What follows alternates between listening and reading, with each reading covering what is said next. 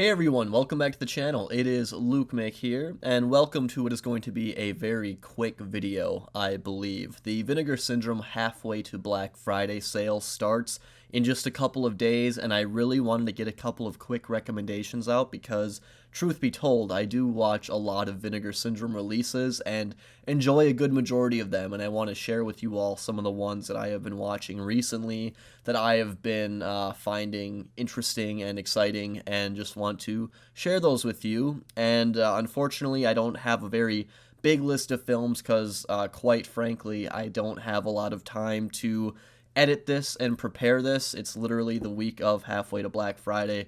I've been super busy and stressed out lately, and I just my brain's going to implode if I try to talk about more than 3 or 4 movies in this video. So you're gonna get a smaller list of recommendations, but you can always check out my previous Vinegar Syndrome recommendation videos for other options to look at during the sale, and I'll also leave up maybe a few pictures or just a couple of other titles that I really liked recently that I am not going to talk about in this video. So with that, let us begin. Oh, and I know that Mick Luke is usually present for these videos. He usually has quite a bit of involvement, but he is actually on PTO this week, so he's sitting out on a beach somewhere drinking a cocktail out of a coconut or something to that effect, so he will not be with us today. Pale Blood. This slipcover has actually been out of stock for quite some time, so it won't look like this, but it will look like this, or this. If there's anything in Vinegar Syndrome's back catalog that channels Neil Breen energy, it's Pale Blood. I mean, look at George Takei's face here. Bloodless women are turning up dead all around LA, and it's up to Michael Fury, a vampire with a particular set of morals, to find the culprit. Pale Blood is an early 90s LA noir horror that also offers some nice romantic beats as well. I enjoyed this movie for its tonal wackiness, horny vampire nerd talk between the two leads, Pamela Ludwig and George Takei, and its really bizarre special effects. Plus, you got Wings Hauser chalking it up as the villain here. There's truly nothing to dislike. Nightmare Weekend.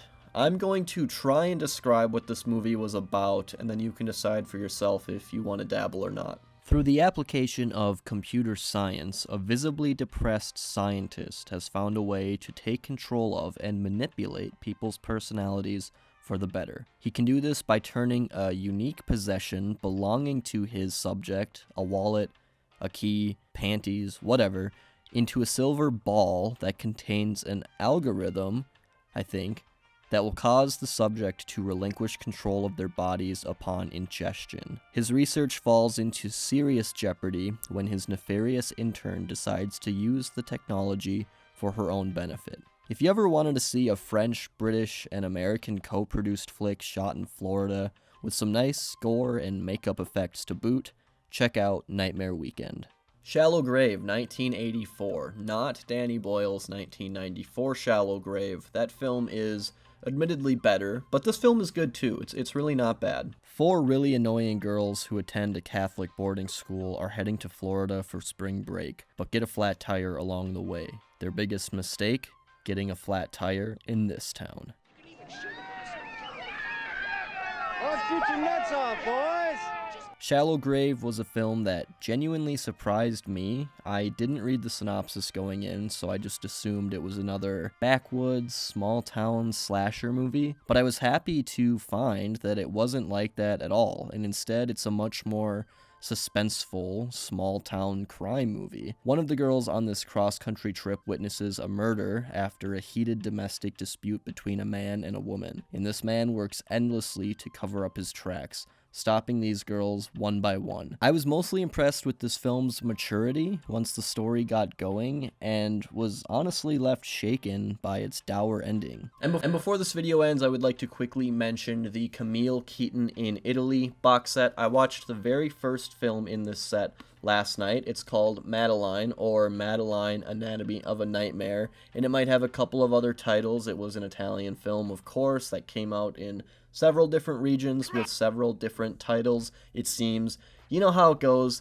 This is the only film in the set that I have seen so far, so I can't speak to the quality of the other films, but I would just like to shout this out and say, hey, I liked at least one of the films in this set so far. So if you're looking to grab a box set during the sale, then definitely consider this one. But Madeline takes a very mundane domestic drama story and elevates it with its visual flair and kinetic editing, and really creates a lot of confusing tension with its ultra smooth soundtrack. People stare very intensely at one another throughout the film, and half the time I didn't know why, but I liked it. I thought it was fun. And the editing and shot composition is just great. Take a look at this scene, for example.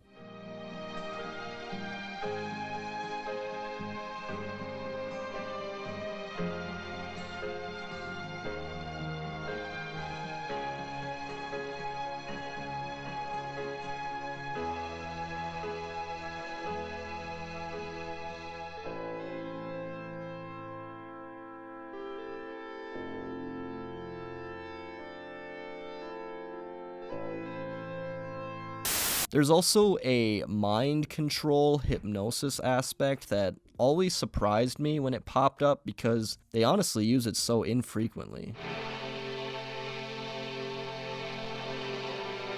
Oh my God.